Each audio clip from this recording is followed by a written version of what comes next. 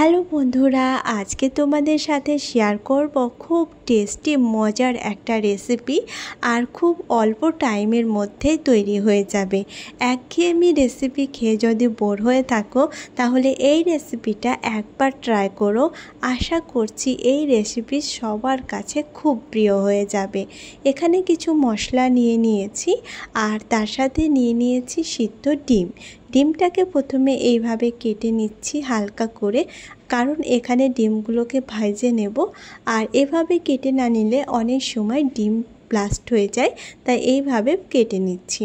এখন একটা প্যানে দিয়ে দিচ্ছি 2 চামচ তেল, আর এর মধ্যে দিয়ে দিচ্ছি পেঁয়াজ। আর এখানে আমি 3টে মিডিয়াম সাইজের পেঁয়াজ নিয়েছি। 10টা ডিমের কারি বানানোর জন্য 60টা কাঁচা লঙ্কা, 6-7টা রসুন কুচি আর 6-7টা আদার কুচি। আর এখন এখানে এগুলোকে হালকা করে ভেজে নিচ্ছি। খুব বেশি ভেজে নেব না, হালকা গোল্ডেন কালার চলে আসলেই এর সাথে অ্যাড করব কাজু। আর কাজুটাকেও হালকা করে ভেজে নেব। খুব বেশি ভেজে নিলে অতটা ফ্লেভারটা ভালো আসবে না, তাই হালকা করে ভেজে নিয়েছি। এখন এগুলোকে উঠিয়ে নিয়ে সাইডে রেখে দেব। ঠান্ডা হয়ে গেলে পেস্ট বানিয়ে নেব। সেম প্যানে দিয়ে দিয়েছি 1/2 চামচ হলুদ আর তার সাথে সাথে 1/2 চামচ লবণ। এখন ডিমগুলোকে এর মধ্যে দিয়ে হালকা করে ভেজে নেব। ডিমগুলো খুব বেশি ভাজা যাবে না, সেক্ষেত্রে ডিমের যে হোয়াইট স্কিনটা আছে সেটা বেশি ভাজলে শক্ত হয়ে যায়, আর সেক্ষেত্রে খেতে অতটা ভালো লাগবে না, তাই হালকা করে ভেজে নিয়েছি। এখন ভাজা হয়ে গেছে, ডিমগুলোকে উঠিয়ে নিচ্ছি। আর এদিকে ডিমটা ভাজা হয়ে গেলে মশলাটারও পেস্ট বানিয়ে নেব। তো এখানে মশলাটা পুরোপুরি ঠান্ডা হয়ে গেছে, আর ঠান্ডা হওয়ার পরে মশলাটার পেস্টটা বানিয়ে নিতে হবে। এখন একটা প্যানে দিয়ে দিয়েছি 3 চামচ সর্ষের তেল, আর এখানে দিয়েছি কিছু মশলা, দারচিনি, তেজপাতা আর এলাচ। হালকা একটু ভেজে নেব। এটার থেকে ফ্লেভার বেরিয়ে আসলে এখানে অ্যাড করব পেঁয়াজ। এখানে আমি একটা মিডিয়াম সাইজের পেঁয়াজ দিয়েছি, আর পেঁয়াজটাকে খুব ভালো করে ভেজে নেব। পেঁয়াজটা পুরো গোল্ডেন ফ্রাই যখন হয়ে যাবে তখন এর মধ্যে অ্যাড করতে হবে পেস্ট। ভেজে রাখা মশলার পেস্টটা বানিয়ে নিয়েছি। এখন এটা পুরোটাই এর মধ্যে দিয়ে দিচ্ছি। এর মধ্যে সমস্ত রকম মশলা দেওয়া আছে, শুকনো মশলাটা পরে ইউজ করব। এখন খুব ভালোভাবে এর সাথে এটাকে কষাতে থাকতে হবে। এর কালারটা যখন পুরোপুরি চেঞ্জ হয়ে যাবে তখন বুঝতে হবে এটা খুব ভালো মতো কষানো হয়ে গেছে। তো এখানে দেখতে পাচ্ছ কালারটা পুরো চেঞ্জ হয়ে গেছে। এইভাবে কালারটা হালকা সাদা হয়ে আসতে থাকবে। এখানে কাজু ব্যবহার করেছি, তাই মশলাটা খুব ভালোভাবে কষিয়ে নিয়েছি। এখন এর মধ্যে দিচ্ছি 1 চামচ লবণ, 1 চামচ হলুদের গুঁড়ো, তার সাথে অ্যাড করছি 1 চামচ জিরের গুঁড়ো।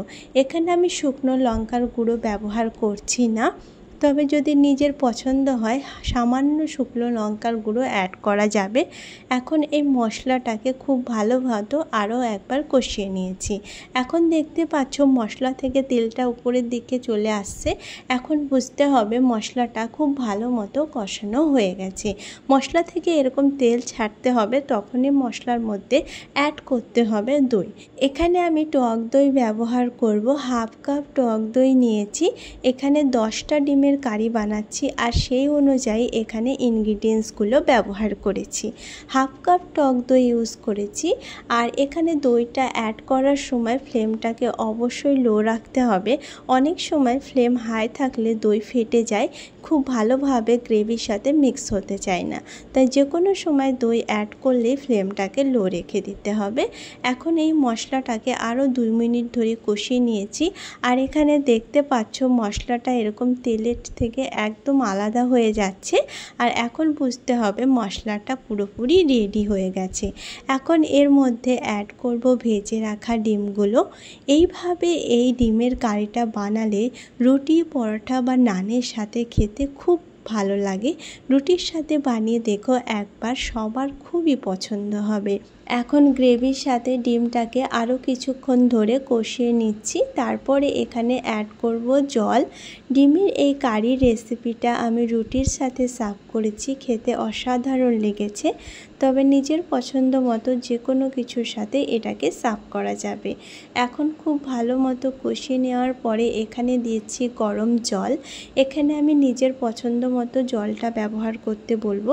গ্রেভিটা যদি বেশি পাতলা পছন্দ হয় সেক্ষেত্রে জলের পরিমাণ একটু বাড়িয়ে দিতে পারো। আমি এখানে 1 কাপ মতো জল ব্যবহার করেছি, যেহেতু এটাকে আমি রুটির সাথে সার্ভ করব। এখন 5 মিনিট ধরে এটাকে কুক করে নেব। 5 মিনিট ধরে হাই ফ্লেমে এটাকে আমি কুক করে নিয়েছি। আর তারপরে এখানে দিয়ে দিয়েছি সামান্য ধনেপাতা। চাইলে কাসুরি মেথিও এখানে অ্যাড করা যাবে যদি রুটি বা নানের সাথে সার্ভ করতে চাও।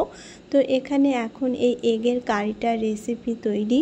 আজকের এই এগ কারির রেসিপি এখন তৈরি। একবার বানিয়ে দেখো, আশা করছি সবার এই রেসিপি বারবার ডিমান্ড করবে। আজকের রেসিপি যদি কোথাও ভালো লেগে থাকে অবশ্যই একটা লাইক করো। এরকম ইজি আর মজার মজার রেসিপি দেখার জন্য আমার চ্যানেলকে সাবস্ক্রাইব করো।